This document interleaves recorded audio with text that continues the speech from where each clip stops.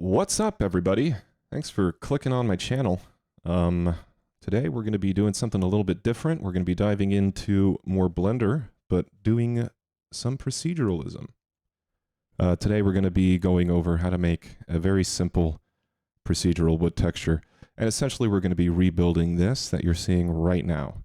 And there's going to be basically two real elements about this. Is we're going to have the top of the wood that has its rings, and we're going to have the side of the wood that has its bark. And that's really all we're going to try to cover today. And if there's more time, we'll make planks or something like that cool. Just really sort of depends how long this sort of takes to get through. It shouldn't be too long. It's pretty simple. So I'm going to add in a new cylinder, GZ up once, and come on, shift, drag, there we go.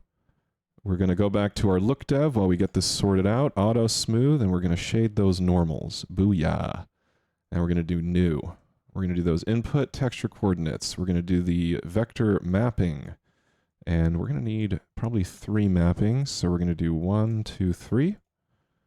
And we're going to plug the object into the top vector plug for all those. Now we're going to add a gradient texture. And let me zoom in here. I'm pretty far out. We're going to make that a quadratic sphere, plug that into itself. Then we're going to have another texture, which is our wave. And we're going to plug the vector into that, make this rings, and have it on the z-axis. So if we plug this into here, we've got basically the whole thing. Distortion, and then drag it up on the z, gives you some cool stuff happening. Just like that. We're getting some hard lines there that weren't happening before. There. That's gotten rid of them. That's better. Yeah. And so that's the basic of the wood texture. You can like make it older. You can make it younger. So then we've got our quadratic sphere, which is what we're going to be using as our mask. And right now it doesn't look like anything because something's wrong. Okay, we make the scale 0. We're going to hide the ground plane, and we've got something pretty close. But let's throw in our color ramps now. Come on, converter color ramp, and we're just going to clamp these really tight on each other. And boom, we've got some stuff. Okay, that's just shade. Okay. All right, we got our clamp. Perfect. We're gonna duplicate this clamp, and we're gonna invert the whole colors.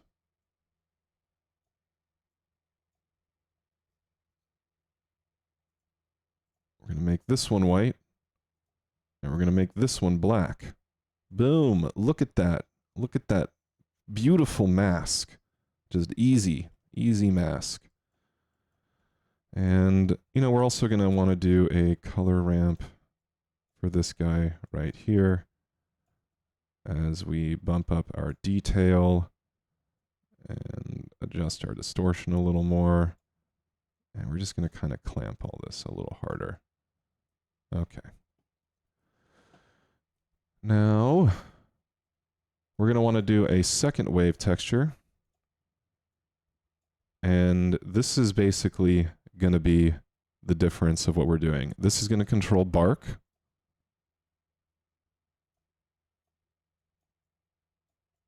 Bark. Yeah, see? It's even got like a dog. A horse. It's a horse barking. Neigh. This is rings. And this is our mask. And the only one I was able to get to work in terms of this huge list of what you have options for was the quadratic sphere. Everything else was doing something totally different that I wasn't interested in. It's our mask. Okay. We got rings.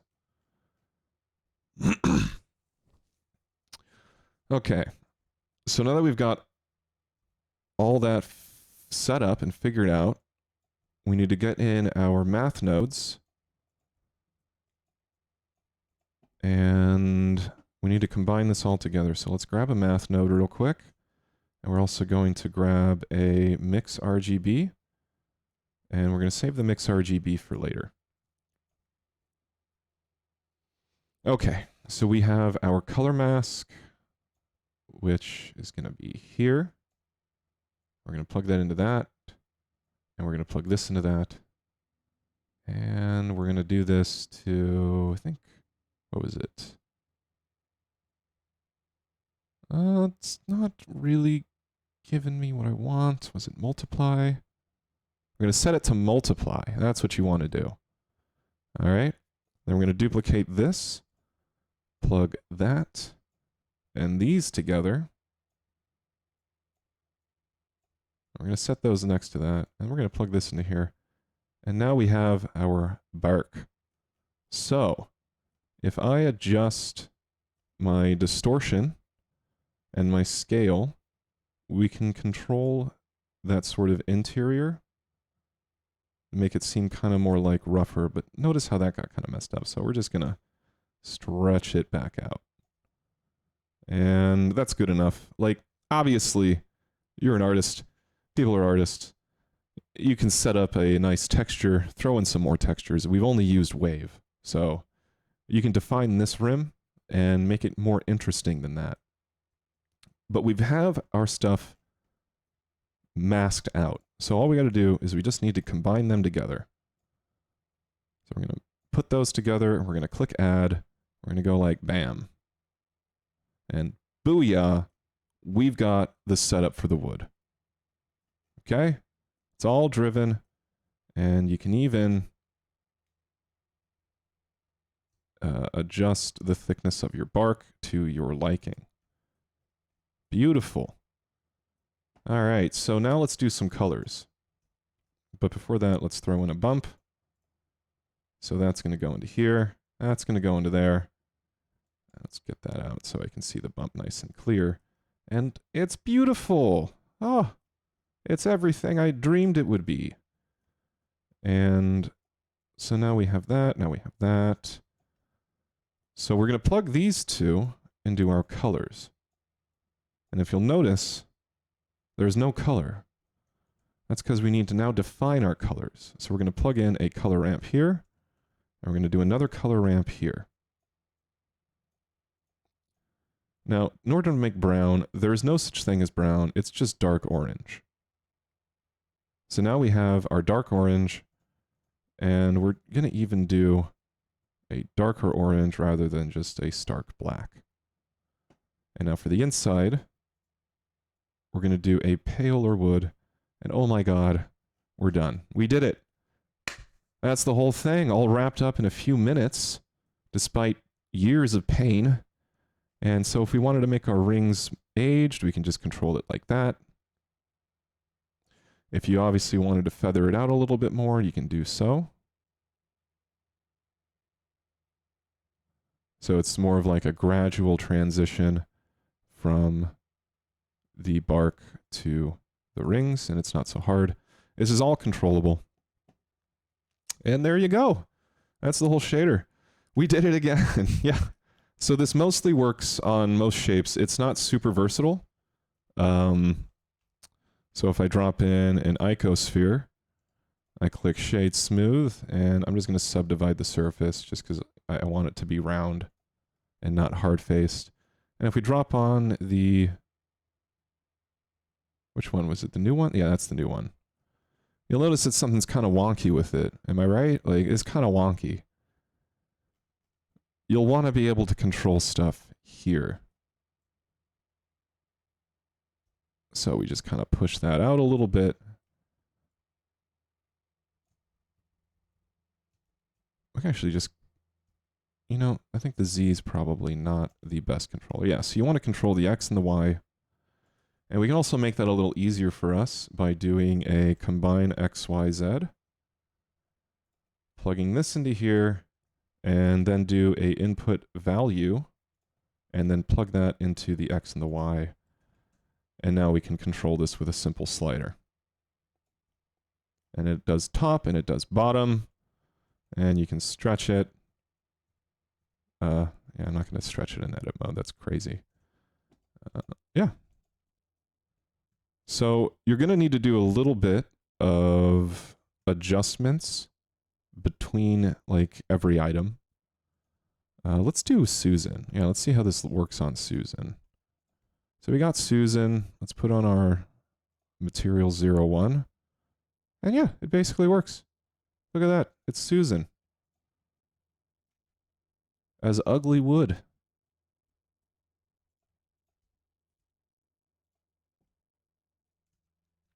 Ugly wooded Susan. As a tree.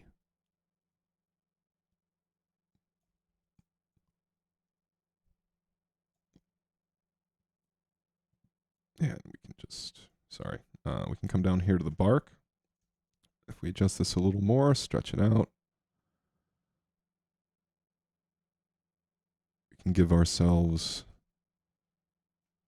a lot of influence here.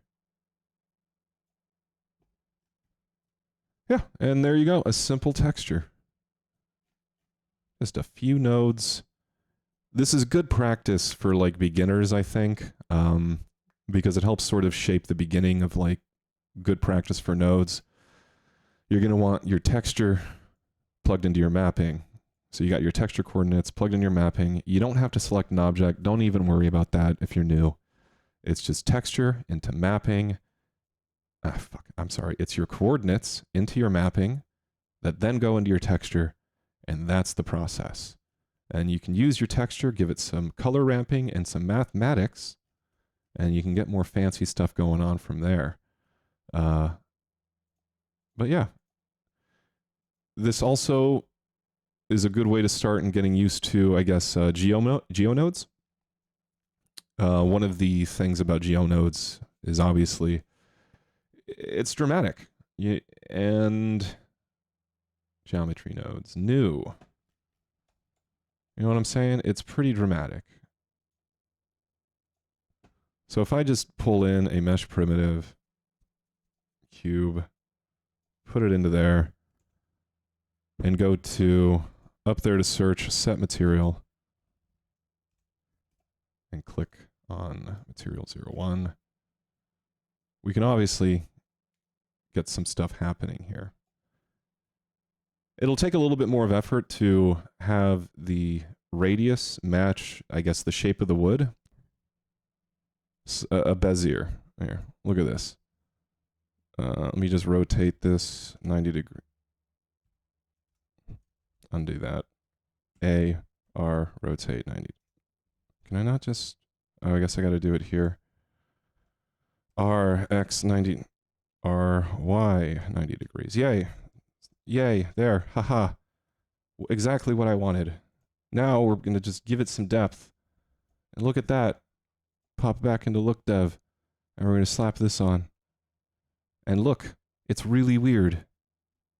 Doesn't really work with stuff like this. It's kind of all messed up.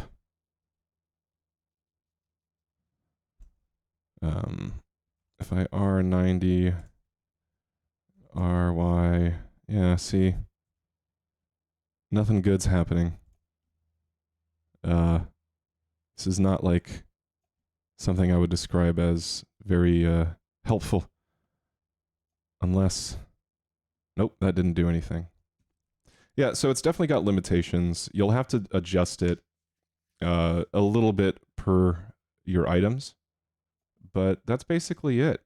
So I'll be posting this up onto wherever, I guess my Twitter. There it is. Let me put a note right there. Ring thick. That's what I'll call it.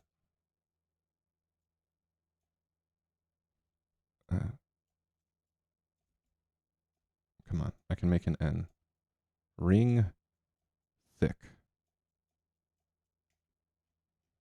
Okay. All right. I mean, I think that's it. So I'm saving this out. I'll put it up on my OneDrive and I'll post a link. Thank you everybody who joined in. I hope everybody found this useful. I'm going to be also posting the video on my YouTube, and that will be up there. So you'll have the recorded thing. I'll probably clip it down a little bit. It's going to be a lot shorter than the stream was, just because, like, yeah, I had a bit of troubleshooting there that I didn't need to deal with because I forgot about the math specifically. That's just the most annoying part. Yeah, so it's multiply, and then you're adding the multiplication together. Yeah. And that's it. So, everybody have a great day. I'm just going to click stop recording. Goodbye.